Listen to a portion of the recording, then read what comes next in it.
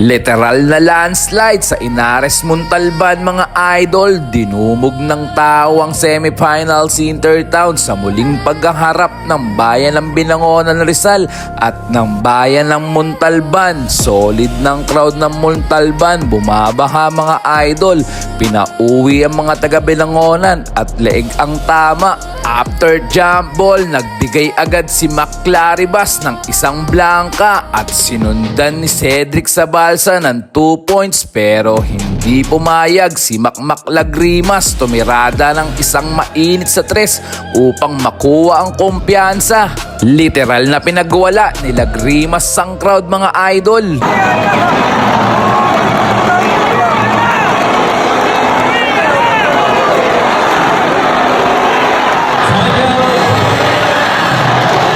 Shona Antaso, the answer, bumitaw din ang mainit-init na 3.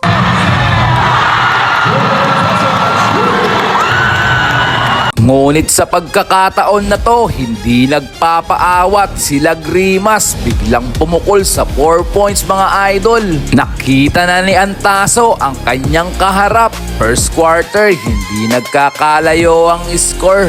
After timeout, ganda ng pasa ni Antaso kay Bas. Bawi ng Montalban, isang matinding blanca.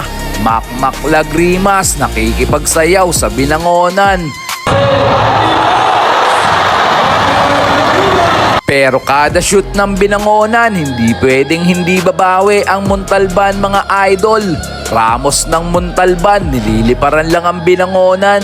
Dinilaan at pinagpagan lang ang point guard ng Binangonan, sabay iling sa kalaban. Second half, talagang kiskisa na ang laban, tumitindi na ang laban, ngunit hindi pa tapos ang Montalban.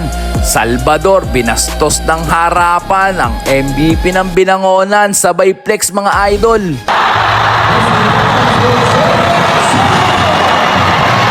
Susundan mo pa ng ganitong play, mapapasigaw ka na lang talaga at susundutan mo ng isang beat the clock. Momentum na ng Montalban, pati si Nanay napapatayo na lang. Grijaldo, tinuro pa ang kanyang mga kaibigan. Vince Layson, medyo hindi maganda ang nakuwang foul mula sa kalaban. Sa mga meron pa lang, mapapalaban ka na talaga. Shona Antaso, pinipilit ginagawa ang lahat para sa Binangonan. Bumitaw na rin na mainit-init na 4 points pero hindi sapat para magsaya dahil mahaba pa ang laban. Under 2 minutes ng laban, bumaba ng 3 ang kalamangan ng Montalban.